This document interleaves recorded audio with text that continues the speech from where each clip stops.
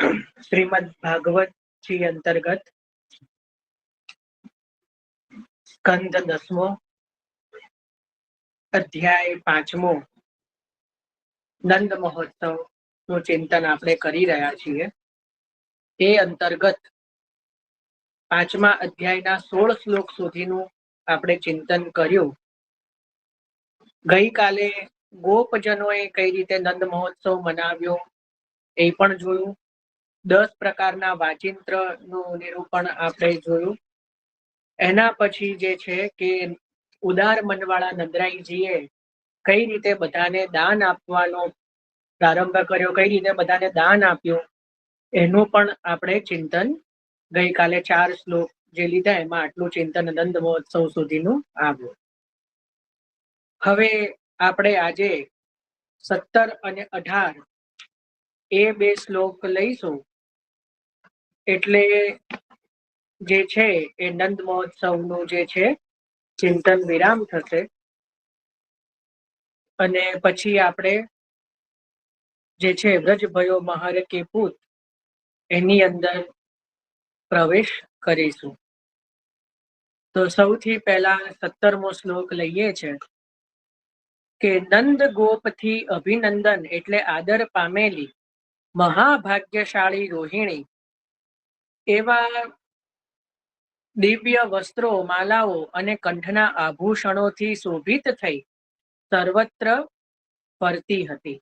એટલે જે રોહિણીજી જે છે, રોહિણીજી એટલે વસુદેવજીના પ્રથમ પત્ની, તો જે નંદરાયજીના ઘરે રહેતા હતા, તો એ રોહિણીજીને અહીંયા મહાભાગ્યશાળી કયા છે. તો એ પણ જે છે કે દિવ્ય વસ્ત્ર, માલા, કંઠાભૂષણ આદિ જે છે કે એનાથી એ સર્વત્ર ફરતા હતા. એવું નહીં કે છુપાઈને રહ્યા છે, કંસના ડરથી છુપાઈને રહ્યા છે, એટલા માટે કહ્યું કે સર્વત્ર એ ખુલ્લા મનથી જે છે એ ફરતા હતા. હવે અહીંયા જે છે કે મહાભાગ્યશાળી શબ્દ રોહિણીજી માટે વાપર્યો. રોહિણીજીને મહાભાગ્યશાળી કયા, ભાગ્યશાળી નહીં, મહાભાગ્યશાળી. કારણ કે વસુદેવજીના બીજા બધા પત્નીઓ તો ભાગ્યશાળી છે, પરંતુ રોહિણીજી મહાભાગ્યશાળી છે. એનું કારણ શું? તો સૌથી પહેલું આપ્યું કારણ કે એક તો જે સંકર્ષણ વ્યૂહ એટલે બળભદ્રજી, સંકર્ષણ વ્યૂહ જે રોહિણીજીના કુખેથી પ્રગટ થયા, તો એટલા માટે જે છે કે એ મહાભાગ્યશાળી છે. પહેલું કારણ. રોહિણીજી કેમ મહાભાગ્યશાળી છે? કે એમના કુખેથી સંકર્ષણ વ્યૂહરૂપ દાઉજી બલભદ્રજી પ્રગટ થયા, એટલે આ પહેલું કારણ. બીજું કારણ, જે સુખ દેવકીજી અને જશોદાજીને પણ નથી મળ્યું એ સુખ રોહિણીજીને મળવાનું છે. કયું નથી મળ્યું? તો દેવકીજીના કુખે ભગવાનનો પ્રાગટ્ય થયું, પણ દેવકીજીને બાળ લીલાનું સુખ ન મળ્યું, નહીં મળે આગળ, કારણ કે ભગવાન તો વ્રજમાં પધારી ગયા, એટલે દેવકીજીને બાળ લીલાનું સુખ નથી મળ્યું. અને જશોદાજીએ કઈ ભગવાનની લીલા નથી જોઈ? તો મથુરા અને દ્વારકાની લીલા રોહિણીજી અરે જશોદાજીએ દર્શન નથી કર્યા, અને વ્રજ લીલાના દેવકીજીએ નથી કર્યા. પર રોહિણીજી એકમાત્ર એવા છે કે જેમને પ્રભુના વ્રજ લીલાના પણ દર્શન આગળ કરશે, એના પછી મથુરા લીલાના પણ કરશે અને દ્વારકા લીલાના પણ કરશે. સર્વ લીલાના દર્શન જે છે એ રોહિણીજીને થવાના છે. એટલા માટે પણ રોહિણીજીને શું કીધા? મહાભાગ્યશાળી.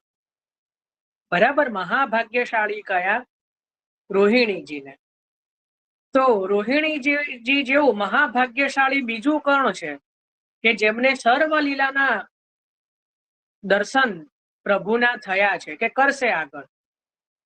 જે સર્વ લીલામાં પ્રભુની સાથે રહ્યા છે, એક તો રોહિણીજી, કે રોહિણીજી બાળ લીલાના પણ દર્શન કરશે વ્રજ લીલામાં, એના પછી મથુરા લીલાના પણ દર્શન કરશે અને આગળ દ્વારકા લીલાના પણ દર્શન કરશે.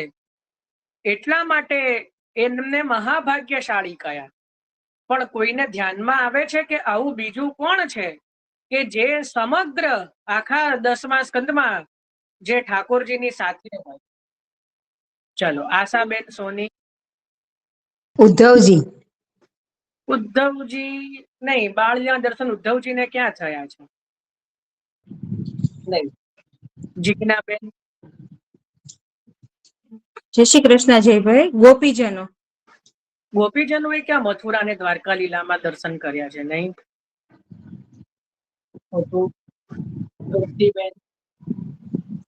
બલદાઉજી. બહુ સુંદર. રોહિણીજીના જ પુત્ર દાઉજી, એમને પણ વ્રજ લીલા, દ્વારકા લીલા અને મથુરા લીલા, સર્વ લીલા દર્શન, સર્વ લીલામાં ભગવાનની સાથે જે છે એ રહ્યા છે. હજી એક છે, હજી એક છે. કોણ? નારદજી. નારદજી ક્યાંથી આવ્યા વચ્ચે? કઈ પણ જેમને પ્રભુની સાથે રહીને પ્રભુની સર્વ લીલા દર્શન કર્યા છે. કાંતાબેન. એમ તો કહી દો, બ્રહ્મા મહાદેવજી તો આકાશમાંથી દર્શન કરી જ રહ્યા છે ને. હિનાબેન. અક્રૂરજી. અક્રૂરજી ક્યાંથી આવ્યા? એમને શું બ્રજ્ઞાના દર્શન કર્યા છે? દીપાલીબેન.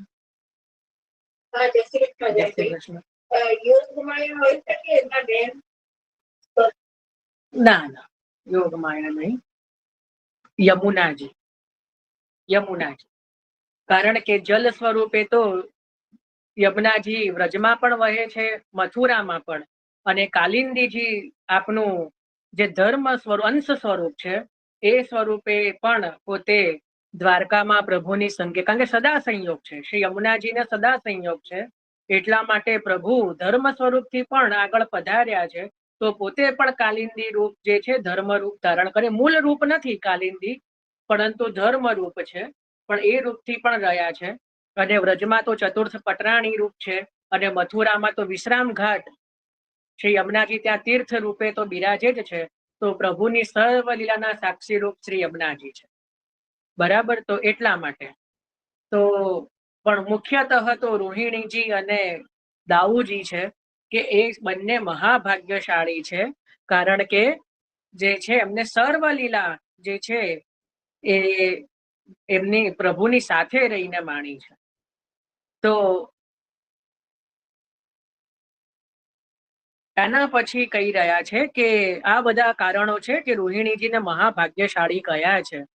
હવે કહી રહ્યા છે કે નંદ ગોપથી અભિનંદન પામેલા એવા રોહિણીજી, એવો શબ્દ અહીંયા કહે કે નંદ ગોપથી જે આદર પામેલા, એટલે અભિનંદન પામેલા, એટલે એના પરથી અહીંયા કહી રહ્યા છે કે જે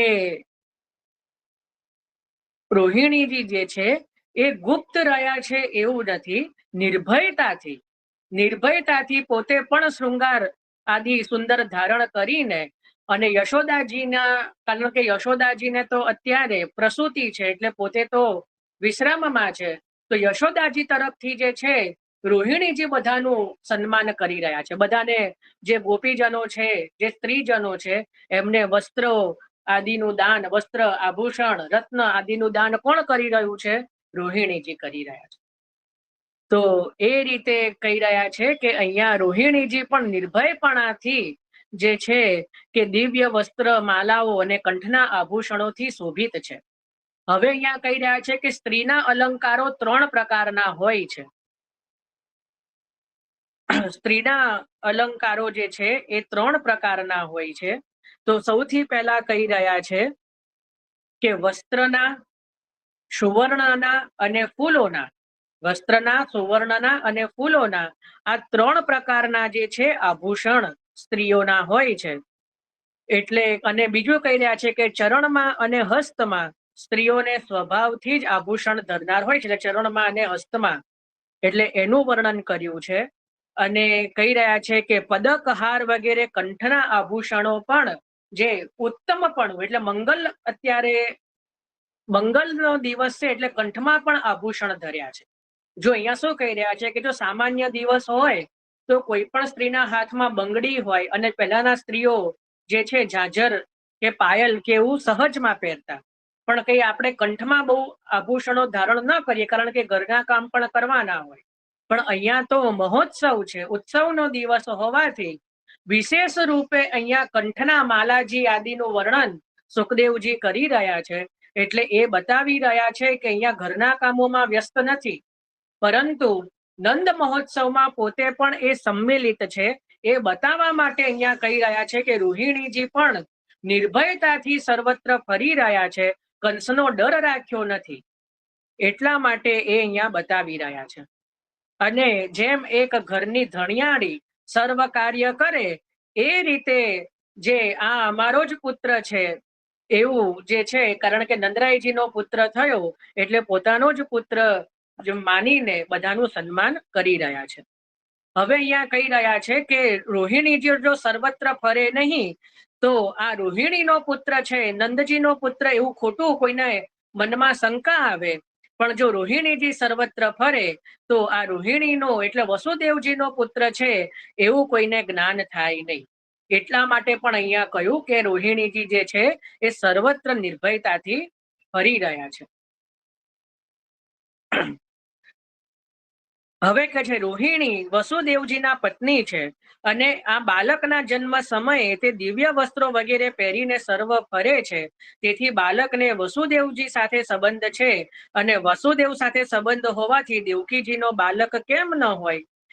કંસને દેવકીજીના બાળકથી ભય હતો, પણ રોહિણીજીના સંતાનથી ન હતો. એ પણ અહીંયા ધ્યાન રાખવાનું છે. આવો વિચાર કરીને કંસ મારવા આવે તો પણ ભગવાનના આવેશના લીધે નંદજીને અથવા રોહિણીજીને પણ કોઈનો ભય ન હતો. એટલે અહીંયા બીજી રીતે પણ સમાધાન કરી રહ્યા છે કે રોહિણીજી સર્વત્ર નિર્ભયતાથી ફરી રહ્યા છે. એનું કારણ એ પણ છે કે નંદરાયજીને અને રોહિણીજીને પણ ભગવાનના આવેશના કારણે એમના પણ આદર ભગવત ભાવનો આવેશ હોવાથી, જેમ આપણે જોયું કે સૌથી પહેલા ગોપીજનોની અંદર ભગવદ આવેશ આવ્યો, એના પછી નંદરાયજીને ભગવદ આવેશ આવ્યો, ગોપજનોને ભગવદ આવેશ આવ્યો. અહીંયા રોહિણીજીને પણ ભગવદ આવેશના કારણે કોઈ પણ પ્રકારનો ભય રહ્યો નથી અને પોતે નિર્ભયતાથી સર્વત્ર જે છે એ ફરી રહ્યા છે. અને ધણિયારીની જેમ જે છે એ પોતે સર્વ નંદ ભવનના કાર્યો કરી રહ્યા છે. બધા ગોપીજનોને સન્માન આપી રહ્યા છે અને બધાને વસ્ત્ર આભૂષણ અલંકારથી બધાનું સન્માન કરે છે. તો આ રીતે અહીંયા 17મા શ્લોકની અંદર રોહિણીજીનું કાર્યનું વર્ણન કર્યું.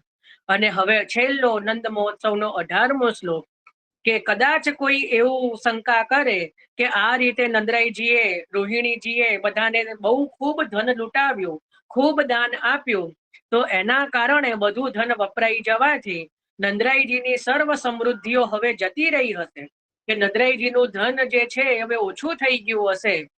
તો એવી કોઈ શંકા કરે તો એના માટે કહી રહ્યા છે કે ભગવાનના નિવાસના લીધે જે છે બમણી સંપત્તિ સમૃદ્ધિ વાળા નંદરાયજી થયા. જેટલું પણ ધન નંદરાયજીએ ખર્ચ્યું એનાથી પણ બમણી સંપત્તિ જે છે એ નંદરાયજીને ભગવાનના આવવાના કારણે પ્રાપ્ત થઈ, ભગવાનના નિવાસના કારણે પ્રાપ્ત થઈ. તો એના માટે આગળ 18મા શ્લોકમાં કહી રહ્યા છે કે હે નૃપ એટલે હે પરીક્ષિત, ત્યારથી આરંભી એટલે જ્યારથી ભગવાન વ્રજમાં પધાર્યા ત્યારથી આરંભી નંદજીનું જે વ્રજ છે સર્વ સમૃદ્ધિઓ વાળું થયું અને હરિના નિવાસ આત્મા અને ગુણોના લીધે લક્ષ્મીનું ક્રીડાનું સ્થાન બન્યું. એટલે જ્યારથી પ્રભુ જ્યારે વ્રજમાં પધાર્યા ત્યારથી પ્રભુના આવવાના કારણે જે વ્રજ જે છે એ સર્વ સમૃદ્ધિઓ વાળું થયું અને હરિના નિવાસ આત્મા અને ગુણોના લીધે લક્ષ્મીનું ક્રીડાનું સ્થાન બન્યું. એટલે હવે અહીંયા કહી રહ્યા છે કે કઈ રીતે લક્ષ્મીનું ક્રીડાનું સ્થાન બન્યું. કારણ કે જ્યારે લક્ષ્મીજીએ જાણ્યું કે મારા પ્રભુ તો વ્રજમાં પ્રગટ થયા છે, ત્યારે પોતે લક્ષ્મીજી પણ કને કે બહુ મોટો ઉત્સવ થઈ રહ્યો છે તો મારે પણ દર્શન કરવા જવું જોઈએ. તો લક્ષ્મીજી પણ દોડ્યા વ્રજમાં આવ્યા અને જ્યાં નંદ ભવનમાં પ્રવેશવા ગયા દ્વારપાલોએ રોકી લીધા. દ્વારપાલોએ રોકી દીધા કે આપનું એ કોનું કામ છે, આપ તો વ્રજના જણાતા નથી, કોઈ બહારના લાગો છો. અને આપ તો બહુ સજી ધજીને આવ્યા છો, તો આપ કોણ છો? એટલે કહ્યું કે ભાઈ હમ તો લક્ષ્મી હે, અમે તો લક્ષ્મી છીએ, અમારે તો અંદર જવું જ જોઈએ. તો કે આપના જેવા તો 1000 લક્ષ્મીઓ અંદર અત્યારે મહોત્સવ મનાવી રહ્યા છે, આપની જરૂર નથી. એટલે લીલા ક્ષીરાબ્દી શાહીનમ લક્ષ્મી સહસ્ત્ર લીલાભી, સહસ્ત્ર લક્ષ્મીઓ અંદર છે, તો આપની અમને જરૂર નથી, આપ પધારો. એટલે લક્ષ્મીજી કે આ જબરું, લોકો મને ઘરમાં અંદર પ્રવેશવા માટે જે છે અનેક પ્રકારની વિનંતીઓ કરે, મનામણા કરે, અહીંયા તો હું પ્રવેશવા ઈચ્છી રહી છું તો પણ મને રોકી રહ્યા છે. એટલે લક્ષ્મીજી કે અહીંયા તો આ રીતે કાર્ય નહીં થાય. એટલે પોતે માલણનો વેશ ધારણ કર્યો. માલણનો વેશ ધારણ કરીને હાથમાં ફૂલ આદિના ગજરા ને બધું ટોપલા લઈને પછી કે ચલો હવે સામાન્ય વ્રજના ગોપિકા જેવો વેશ ધારણ કર્યું તો કદાચ મને અંદર જવા મળે. એટલે જેવા લક્ષ્મીજી પાછા માલણનો વેશ ધારણ કરીને અંદર પ્રવેશવાનો પ્રયત્ન કરે, ફરી પાછા દ્વારપાલ રોકે કે આપ કોણ છો? તો કે હું માલણ છું. તો કે માલણનું કામ તો ઘરની બહાર હોય, ઘરની બહાર તોરણ લગાવો, તમારે અંદર જઈને શું કામ છે? આપને અંદર પ્રવેશ નથી. એટલે લક્ષ્મીજી જાણી ગયા કે સર્વત્ર મારું રાજ છે, પણ અહીંયા જે છે અહીંયા પ્રભુનું અને પ્રભુના ભક્તોનું રાજ છે, એટલે અહીંયા મારું ચાલશે નહીં. એટલા માટે જે લક્ષ્મીજી જે છે એ પોતે પણ નિરાશ થઈને વ્રજમાં જ આશ્રય કરીને રહ્યા છે. એક તો એનું કારણ કે પ્રભુ જ્યારે હવે બહાર પધારીને લીલા કરશે, હવે તો ત્યારે જ દર્શનનો લાભ મળશે. અને બીજું, લક્ષ્મીજી જે પણ હોય પતિવ્રતા છે, એટલે પતિ જ્યાં બિરાજતા હોય ત્યાં જ પત્નીનો રહેવું એ ધર્મ છે. એટલા માટે પણ લક્ષ્મીજી પછી વ્રજ છોડીને પધાર્યા નથી. એટલે કીધું લક્ષ્મીજીનું પણ આ ક્રીડાનું સ્થાન થયું. એટલે કહી રહ્યા છે કે જ્યારે અનેક પ્રકારના નંદજીએ દાન આપ્યા અને એમનું અનેક પ્રકારથી જે બધાનું સન્માન કર્યું, પણ એનાથી નંદરાયજીનું જે સમૃદ્ધિ છે એ કઈ એનાથી ઘટી નથી, પણ વધ્યું જ છે. કારણ કે અહીંયા રમાનું ક્રીડાનું સ્થાન કયું, તેથી જ સર્વ સમૃદ્ધિ વાળું થયું એવું કહ્યું છે. કારણ કે જ્યાં લક્ષ્મી હોય ત્યાં શ્રી હોય. શ્રી એટલે શોભા, સમૃદ્ધિ અને સંપત્તિ. શ્રી એટલે શું? શોભા, સમૃદ્ધિ અને સંપત્તિ. એટલે જ્યાં કહ્યું કે આ લક્ષ્મીનું ક્રીડાનું સ્થાન બન્યું, એટલે એના કહેવા માત્રથી જ જે વ્રજ છે એ શોભા, સમૃદ્ધિ અને સંપત્તિવાન બન્યું. અને શેના કારણે બન્યું? તો કહી રહ્યા છે કે હરિના નિવાસના કારણે. કારણ કે સાક્ષાત પ્રભુનો નિવાસ છે એના કારણે. જ્યાં પણ પ્રભુ બિરાજતા હોય એ જગ્યા જે છે એ અવશ્ય જે છે એ સમૃદ્ધિવાન બને જ, એ લક્ષ્મીવાન બને જ. તો કારણ કે લક્ષ્મીજી જે છે એ પતિવ્રતા છે. એટલે કહ્યું કે અનેક પ્રકારની જે સમૃદ્ધિઓ જે છે એ વ્રજમાં આવીને વસી. હવે એના માટે આગળ પણ કહી રહ્યા છે કે અનેક પ્રકારની સમૃદ્ધિઓ એટલે કયા કયા પ્રકારથી સમૃદ્ધિઓ નંદરાયજીના વ્રજમાં આવીને વસી? તો એના માટે કહી રહ્યા છે એક તો પશુ, બીજું જ્ઞાન અને ત્રીજું જ્ઞાન. એટલે પહેલું ધન, બીજું પશુ અને ત્રીજું જ્ઞાન. આ ત્રણેય પ્રકારથી વ્રજની અંદર સમૃદ્ધિ વધી. એટલે સૌથી પહેલું તો જે ધન જે છે, એટલે સુવર્ણ આદિ જે છે એની પણ સમૃદ્ધિ થઈ. બીજું પશુધન છે, એટલે જે છે ગાય, વત્સ, વાછરડા આદિ, એનાથી પણ સમૃદ્ધિ થઈ. અને જે છે જ્ઞાન, એટલે જે પ્રભુનું મહાત્મા જ્ઞાન, સ્વરૂપ જ્ઞાન, એની પણ સમૃદ્ધિ થઈ. કારણ કે પ્રભુ હવે આવીને વસ્યા છે. અને કેવી રીતે નંદરાયજીનું આ વ્રજ છે એ કેવું શોભ્યું? તો કહી રહ્યા છે કે વૈકુંઠની પેઠે જાણે હવે આ વ્રજ જે છે એ વૈકુંઠ બની ગયું. કારણ કે પ્રભુ જે છે આવીને વસ્યા એટલે પ્રભુના ધામ રૂપ થયું. એટલે હવે આ ગોકુલ નહીં, ગોલોક જ બની ગયું. અને ગોલોક જેવું, વૈકુંઠ જેવું જે છે, વૈકુંઠ પેઠે ઉત્તમ કાંતિ થઈ. કારણ કે આ તો એક સામાન્ય ગામડું હતું. જ્યારે પ્રભુ પધાર્યા એની પહેલા તો એ નાનું ગામડું હતું, અને હવે પ્રભુના બિરાજવાના કારણે હવે આ જે છે ગોલોકવત બની ગયું. આપણે પણ અત્યારે પ્રભુને પધાર્યા ના હોય તો આપણું એ ઘર હોય, પણ જ્યારે પ્રભુ ઘરમાં પધારીને બિરાજે, કોઈ મંદિરમાં બિરાજે પછી એ ઘર મંદિર બની જાય કે અમારા ઘરમાં મંદિરમાં આ પ્રભુ બિરાજે છે. તો એ જ રીતે જે સામાન્ય ગામ હતું, ગામડું હતું, એ હવે સાક્ષાત ગોલોકધામ વૈકુંઠ ધામને જે છે એને બરોબર બન્યું. તો એટલા માટે જે કે છે ઉત્તમ કાંતિ થઈ. એના પછી કહી રહ્યા છે કે રમા આ સર્વ તરફથી ક્રીડા જેમાં કરે છે, રવા ક્રીડમ એટલે વૈકુંઠ સ્થાન જેવું આ વ્રજ થયું. અને હરિના નિવાસ આત્મા અને ગુણોના લીધે, કારણ કે હરિ જે છે સર્વના દુઃખોને હરનાર હોવાથી ભક્તો વૈકુંઠ સુધી જાય તો શ્રમ થાય, એને સહન નહીં કરતા વૈકુંઠને જ અહીં લઈ આવ્યા. જો ભગવાનની કૃપા તમે જુઓ, અહીંયા મહાપ્રભુજી એવું કહે છે કે હરિનો નિવાસ કહેવાથી, કારણ કે પ્રભુ જે છે એ પોતાના ભક્તોને જ્યારે વૈકુંઠ સુધી લઈ જાય, પોતાના ધામ સુધી લઈ જાય, તો ભક્તોને ધામ સુધી જવાનો જે છે એ શ્રમ થાય. પણ પ્રભુ તો હરિ છે એટલે ભક્તોના જે શ્રમને પોતે સહન કરી શકતા નથી, એટલે પોતાના સમગ્ર ધામને જ પોતે વ્રજમાં લઈને પધારે. આપણે ત્યાં પણ જ્યારે આપણા પ્રભુ બિરાજે તો જુઓ, આપણે ત્યાં પણ સેવાની અંદર ગિરિરાજજી આવી ગયા, યમુનાજી આવી ગયા, સમગ્ર વ્રજ મંડળ જે છે એ આપણે ત્યાં ભગવદ સેવામાં જ આવી જાય છે. કારણ કે આપણે ત્યાં ઠાકોરજીનું જે સિંહાસન જે છે એને જેમ જશોદાજીનો ખોળો માનીએ છે, એ જ રીતે એ ગિરિરાજજીની કંદરા રૂપ પણ છે. એટલે જે પ્રભુનું જે સિંહાસન છે એટલા જ માટે ઉત્થાપન ભોગ છે મંદિરમાં પણ સિંહાસન ઉપર આવે. બાકી તો ભોગ મંગલ ભોગ, રાજભોગ, સૈન ભોગ, ભોગ મંદિરમાં આવે. ખબર છે ને આ વસ્તુ? મંદિરની અંદર, હવેલીની અંદર કઈ રીતનો ક્રમ હોય? જો જે ઠાકોરજીના જ્યાં દર્શન થતા હોય ને એને કહેવાય નિજ મંદિર. એને શું કહેવાય? નિજ મંદિર.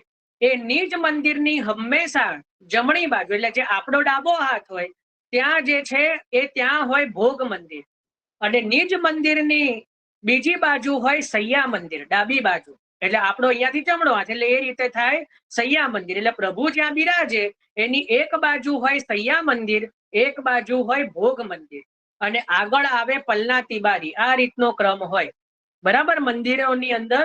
તો ઠાકોરજી જે છે મંગલ ભોગ આરોગવા, રાજભોગ આરોગવા અને સૈન ભોગ આરોગવા ક્યાં પધારે? ભોગ મંદિરમાં. પ્રભુ મંદિર ક્રમની અંદર ભોગ મંદિરમાં પધારે, પણ ઉત્થાપન ભોગ જે છે એ પોતાના સિંહાસન આગળ આરોગે. કેમ? કારણ કે સિંહાસન જે છે એ ગિરિરાજજી રૂપ છે, અને ઉત્થાપન ભોગ પ્રભુ ગિરિરાજજીની શિલા ઉપર બિરાજીને આરોગે છે લીલાની અંદર. એટલા માટે પ્રભુ જે છે ઉત્થાપન ભોગ આરોગવા ભોગ મંદિરમાં પધારે નહીં. ઉત્થાપન ભોગની અંદર જે કંદ મેવા આદિનો જે ભોગ આવે એ સિંહાસન આગળ જ આવે, કારણ કે સિંહાસન જે છે એ શ્રી ગિરિરાજજી રૂપ છે. એ જ રીતે ઝારીજી જે છે એ શ્રી યમુનાજી રૂપ છે, વેણુજી જે છે એ શ્રી સ્વામિનીજી સ્વરૂપ છે.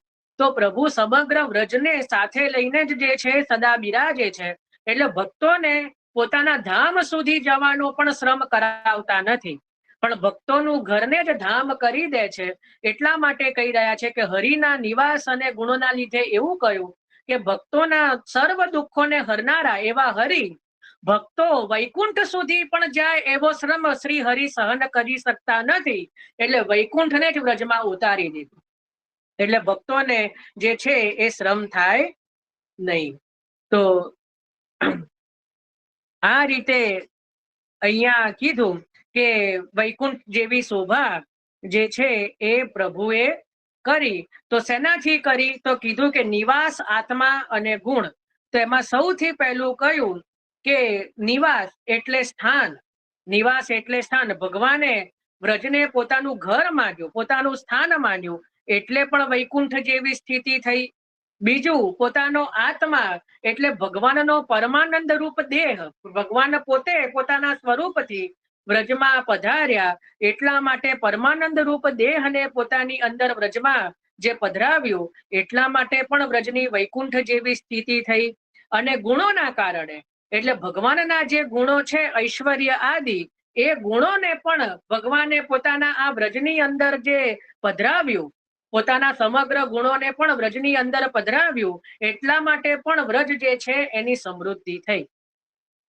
બરાબર. તો આ રીતે અહીંયા ભગવાનનું જે છે વર્ણન કર્યું કે ભાઈ ભગવાન જ્યારથી વ્રજમાં પધાર્યા ત્યારથી વ્રજની વૈકુંઠ જેવી સ્થિતિ થઈ, પણ કેમ સ્થિતિ કરી થઈ, તેના માટે કરી, એનું વર્ણન અહીંયા મહાપ્રભુજીએ કર્યું કે ભાઈ હરિના નિવાસ આત્મા અને ગુણોના લીધે જે છે એ લક્ષ્મીજીનું ક્રીડાનું સ્થાન જે છે આ વૈકુંઠ રૂપ આ વ્રજ બન્યું. તો આ રીતે અહીંયા 17 અને 18મા શ્લોકની અંદર 17મા શ્લોકની અંદર રોહિણીજીનું વર્ણન કર્યું અને 18મા શ્લોકની અંદર સમગ્ર વ્રજનું વર્ણન કર્યું. અને આ રીતે અહીંયા 18 શ્લોકોની અંદર જે છે નંદ મહોત્સવનું વર્ણન સુખદેવજીએ કર્યું. તો અહીંયા જે છે 18મા શ્લોક સુધી નંદ મહોત્સવનું વર્ણન જે છે એનું ચિંતન આપણે સુબોધનીજીમાંથી કર્યું. હવે કદાચ કોઈને આ વર્ણન કદાચ અઘરું લાગ્યું પણ હશે થોડું, કારણ કે શાસ્ત્રીય રીતે પણ લેવાનું છે અને આપણે આનંદ પણ એનો કરવાનો છે ને મહાપ્રભુજીના જે અનુરૂપ છે અર્થ એ પણ એનું ચિંતન કરવાનું છે. તો એટલા માટે થોડુંક કદાચ અઘરું લાગે 18 શ્લોકોની અંદર. પણ હવે આપણે વ્રજ ભયો મહર કે પૂત એનું જ્યારે ચિંતન કરીશું તો એમાં કોઈ પણ પ્રકારનું શાસ્ત્રીય વર્ણન નહીં આવે, એમાં કેવળ લીલાનું વર્ણન આવશે.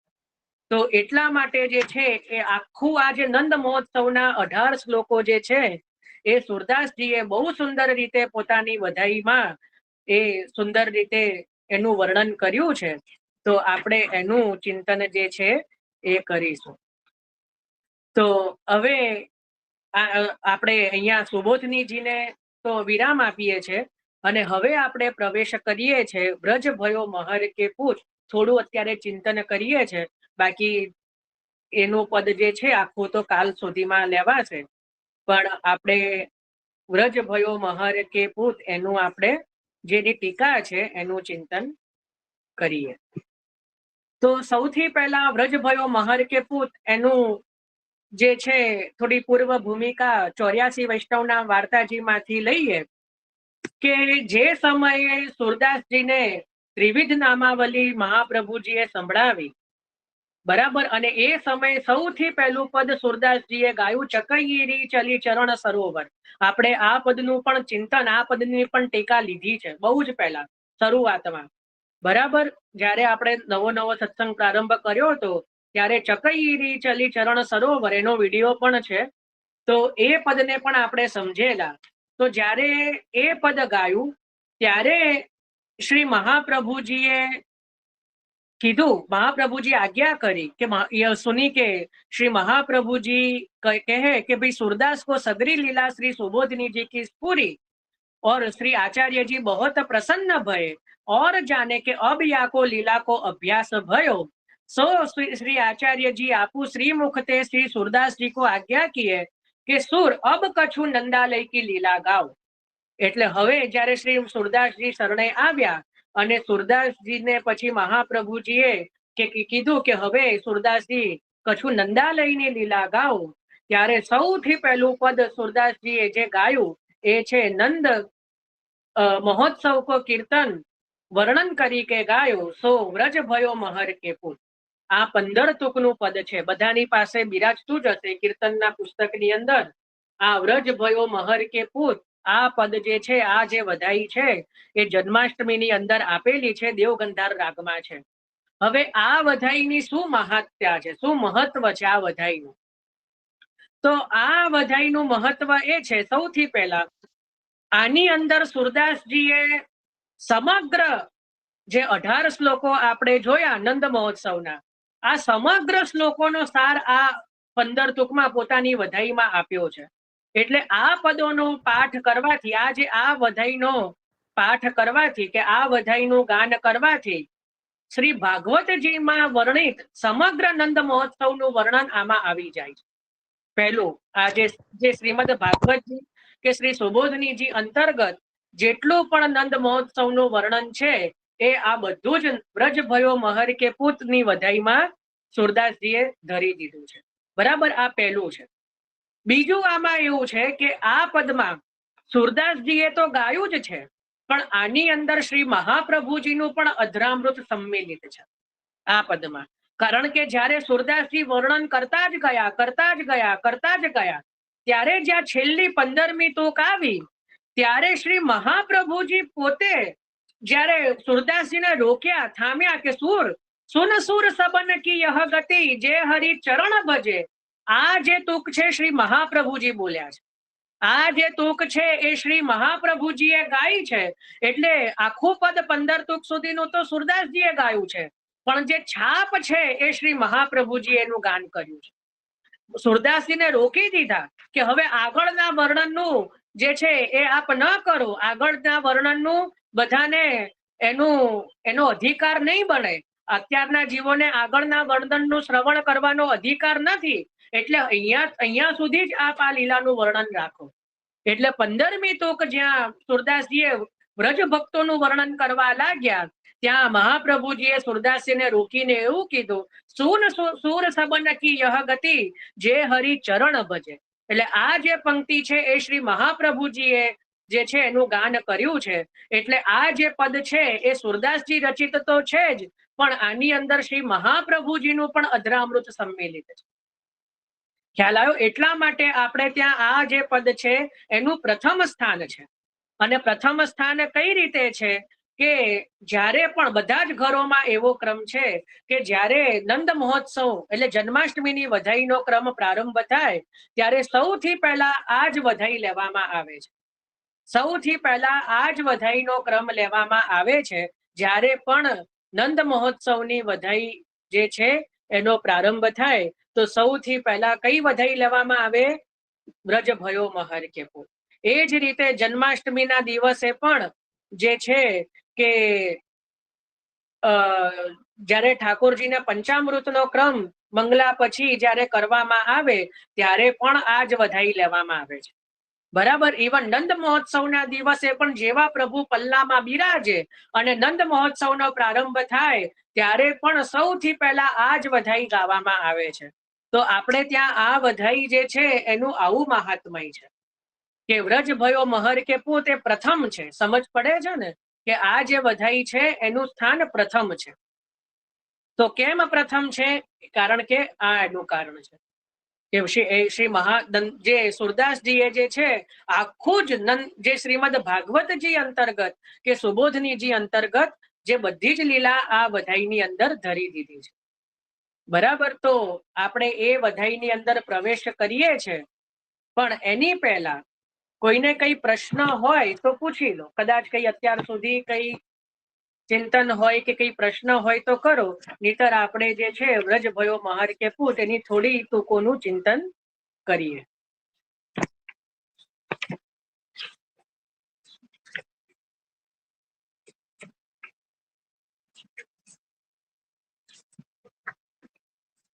કોઈને કઈ પ્રશ્ન હોય તો કરો. સારું. તો જો નથી તો આપણે આજે થોડું આપણે પ્રારંભ કરીએ છીએ વ્રજ ભયો મહર કે પૂત. તો આની અંદર એક પ્રાચીન ટીકા, આમ તો ગુજરાતીમાં જ છે, કોણે લખી છે બહુ એમાં નથી કારણ કે બહુ પ્રાચીન છે, પણ બહુ સૂક્ષ્મતાથી અને બહુ સુંદરતાથી એનો અર્થ કર્યો છે જે મારી પાસે બિરાજે છે. તો એમાંથી હું લઈ રહ્યો છું. તો આપણે આ વધાઈને સમજીએ. તો આપ પણ બધા પોતાની પાસે કીર્તનનું પુસ્તક રાખશો તો આપને વધારે સમજમાં આવશે. આપ જો એની પોતાની સાથે કીર્તનનું પુસ્તકમાં જોતા જશો તો આપને સમજમાં જલ્દી આવશે. બરાબર. તો દેવગંધાર રાગ છે. દેવગંધાર હંમેશા સવારે ગવાય, પ્રભાતમાં વહેલી સવારે, અને જ્યારે પણ વધાઈના દિવસો હોય ત્યારે મંગલામાં દેવગંધાર રાગ જ ગવાય છે. બરાબર. તો એટલા માટે દેવગંધાર રાગનું આ વધાઈ છે. આમાં શરૂઆત થાય છે, વ્રજ ભયો મહર કે પૂત જબ યહ બાત સુની સુન આનંદે સબ લોગ ગોકુલ ગણિત ગુની વ્રજ પૂરવ પૂરે પુણ્ય રૂપી કુલ સુથી રથુની ગ્રહ લગ્ન નક્ષત્ર બલ શોધી કિની વેદ ધુની. બરાબર. આ પહેલી તૂક છે. તો આપણે યાદ કરો શ્રીમદ ભાગવતજીમાં પણ જ્યારે નંદ મહોત્સવનો પ્રારંભ કરેલો ત્યારે આ જ રીતે વર્ણન આવેલું કે જેમ પૂર્ણિમાનો ચંદ્ર એટલે જેમ શરદ પૂનમનો જેમ ચંદ્ર કેવો ચંદ્ર હોય એ પોતાની એ પશ્ચિમ દિશામાં કે રીતે પ્રગટ થાય તો એ રીતે કેવા સુંદર દર્શન થાય એ ચંદ્રના. તો એ રીતે પૂર્ણ પુરુષોત્તમ, જેમ પૂર્ણ ચંદ્ર પ્રગટ થાય એ રીતે પૂર્ણ પુરુષોત્તમ વ્રજની અંદર નંદરાયજીના ઘરે પુત્ર રૂપે પ્રગટ થયા. ત્યારે આપના પ્રાગટ્યનો આનંદ જેમ ચંદ્રના ઉદય સાથે જ કિરણો પ્રસરે, તેમ સારાએ વ્રજની અંદર, સારાએ ત્રિભુવનમાં એક ક્ષણમાં પ્રસરી ગયો. એટલે જેમ પૂનમનો ચંદ્ર હોય એના કિરણો જેમ આખા ત્રિભુવનમાં પ્રસરે અને શીતલતા આપે, એમ વ્રજ ભક્તો જે અત્યંત તાપ કરી રહ્યા હતા કે પ્રભુનું પ્રાગટ્ય ક્યારે થાય, તો જ્યારે એમના કર્ણમાં શબ્દ સાંભળાયા કે ભાઈ નંદરાયજીના ઘરે પુત્ર પ્રગટ થયા છે, તો એમનો સઘળો તાપ ત્યાં નિવૃત્ત થઈ ગયો અને એમના મનમાં શીતળતા થઈ. એટલા માટે કહ્યું વ્રજ ભયો મહર કે પુત. મહર એટલે નંદરાયજી અને જશોદાજી. વ્રજ ભયો મહર કે પૂત, જબ યહ બાત સુની, જ્યારે આ બાત સાંભળી, સુન આનંદે સબ લોગ, ગોકુલ ગણિત ગુણી. ગણિત ગુણી એટલે ધીરે ધીરે હવે જ્યારે જેમ જેમ વાત સાંભળવા લાગ્યા એમ એમ નંદરાયજીના ઘરે જે છે દોડવા લાગ્યા, નંદરાયજીના ઘરે આવવા લાગ્યા. તો કહી રહ્યા છે કે જ્યોતિષીઓ, ગુણીજનો વગેરે દોડી દોડીને નંદરાયજીના ઘરે પહોંચવા લાગ્યા. અને જે બ્રાહ્મણ આદિ જે છે એ વેદ મંત્રોના ઉચ્ચાર કરવા લાગ્યા. તો જે કહી રહ્યા છે કે વ્રજ પૂરવ પૂરે પુણ્ય રૂપી કુલ સુથી રથુની. એટલે વ્રજ કેવું બન્યું કે જે રીતે ચંદ્રમાની અંદર જેમ શીતળતા છવાઈ જાય એ રીતે અહીંયા વ્રજ જે છે એ એવું આહલાદક બની ગયું. અને જે કહી રહ્યા છે કે બધા દોડી દોડીને નંદ ભવનમાં જવા લાગ્યા. અને કોણ કોણ જવા લાગ્યા? ગ્રહ લગ્ન નક્ષત્ર બધી શોધી તેની વેદ ધૂની. એટલે જ્યોતિષીઓ જવા લાગ્યા, એના પછી ગુણીજનો જવા લાગ્યા, બ્રાહ્મણો જવા લાગ્યા, આ બધા લોકો જે છે જવા લાગ્યા. તો જ્યોતિષીઓ જઈને શું કરવા લાગ્યા કે ગ્રહ લગ્ન નક્ષત્ર શોધવા લાગ્યા. બરાબર, ગ્રહ લગ્ન નક્ષત્ર જે છે એ શોધવા લાગ્યા. એના પછી છે ગુણીજનો મંગલ ગાન કરવા લાગ્યા અને બ્રાહ્મણ જે છે એ વેદ મંત્રો ઉચ્ચારવા લાગ્યા. તો આ રીતે કહી રહ્યા છે. આ પહેલી તૂક આપણે લીધી. વ્રજ ભયો મહર કે પૂત, જબ યહ બાત સુની, સુન આનંદે સબ લોગ ગોકુલ ગણિત ગુણી, વ્રજ પૂરવ પૂરે પુણ્ય રૂપી કુલ સુથી રથુની, ગ્રહ લગ્ન નક્ષત્ર બલ શોધી કીની વેદ ધુની.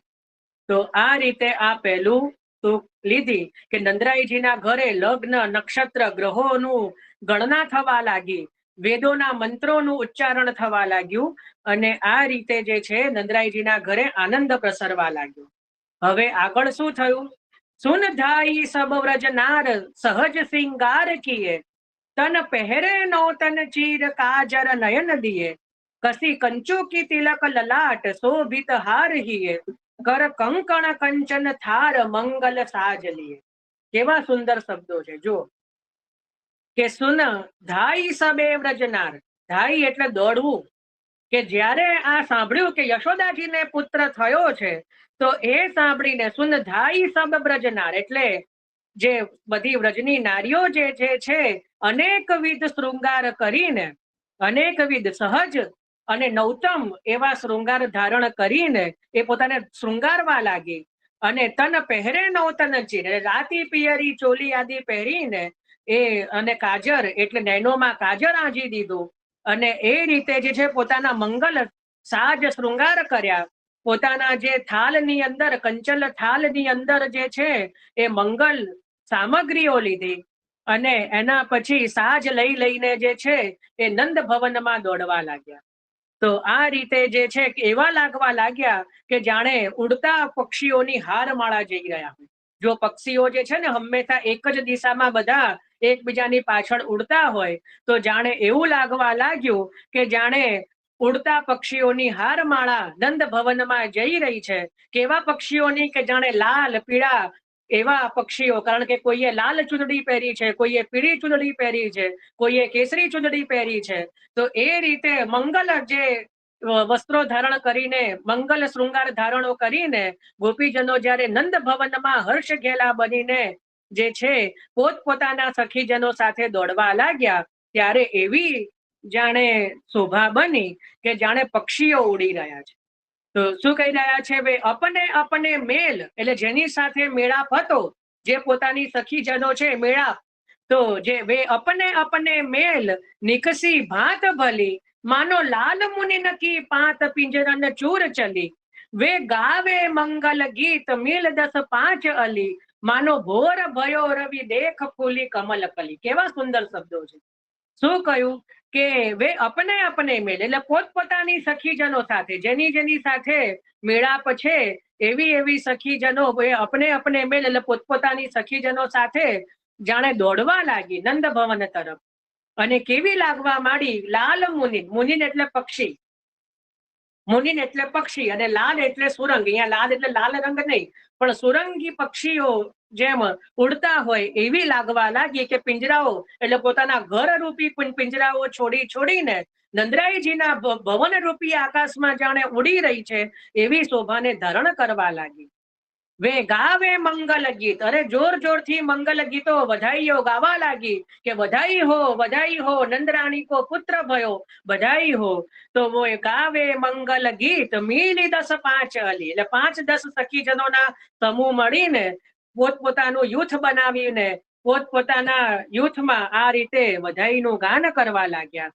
અને કેવી એમની સ્થિતિ થઈ કે માનો ભોર ભયો રવિ દેખી, જે છે ફૂલી કમલ કલી. કેવા સુંદર શબ્દ. આમાં શું સમજ્યા કે માનો ભોર ભયો, ભોર એટલે અત્યાર સુધી પ્રભુ નહોતા એટલે અંધકાર હતો, અમને વિરહ રૂપી અંધકાર હતો.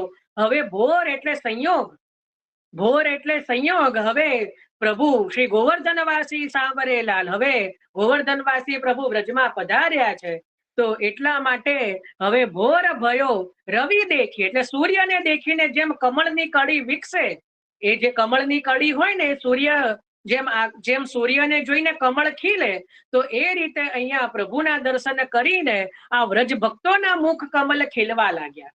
કારણ કે વ્રજ ભક્તો જાણી ગયા કે અમે ચિરવિરહ, અમે અનેક સમયથી જેની રાહ જોઈ રહ્યા હતા એ આજ છે, આજ પૂર્ણ પુરુષોત્તમ પ્રગટ થયા છે.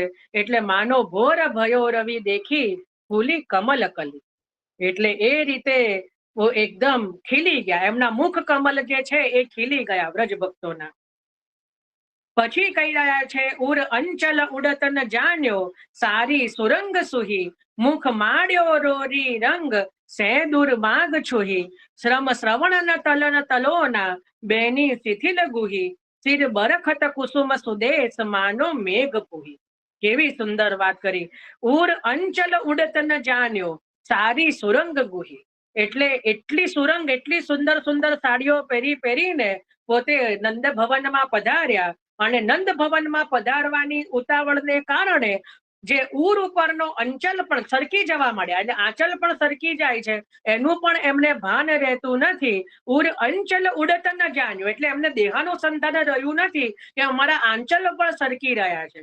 તો ઉર અંચલ ઉડત ન જાણ્યો, સારી સુરંગ સુહી, મુખ માડ્યો રોરી રંગ, એટલે એમના મુખ કેવા છે કે જેની ઉપર કેસર રૂપી કમલપત્ર કર્યા છે. આપણે જોયું હતું ને, કેસરની આડ કરેલી છે, કમલપત્ર કર્યા છે, અને રોરી એટલે કંકુનું તિલક કર્યું છે, અને માગ ભરેલી છે.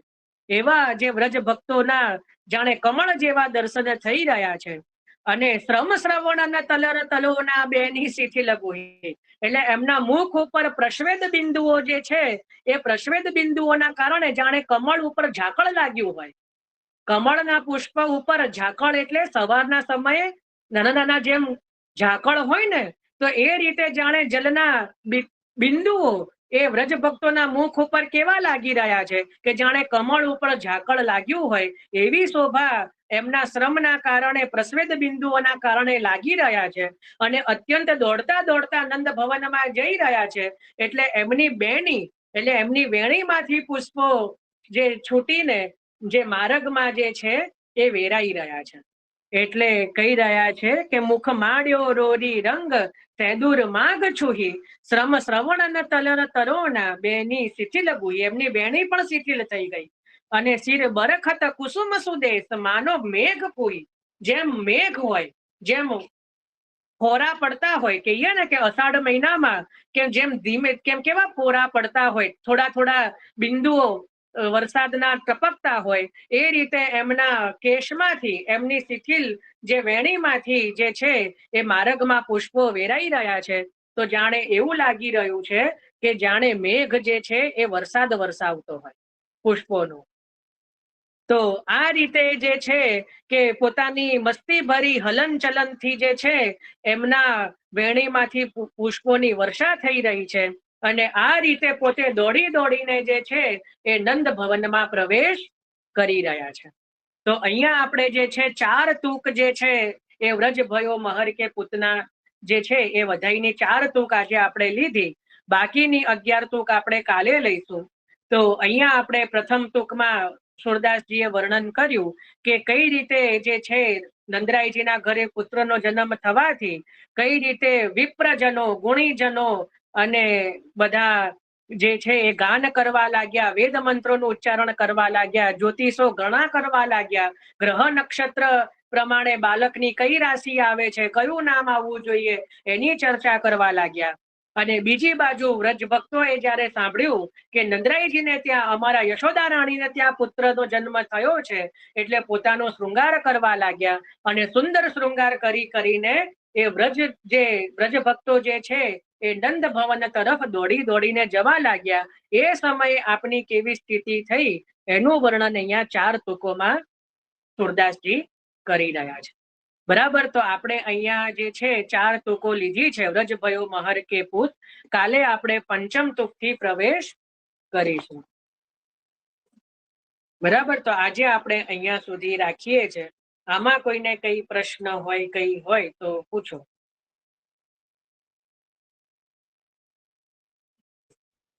આમાં કઈ પ્રશ્ન હોય, ચિંતન હોય તો કરો.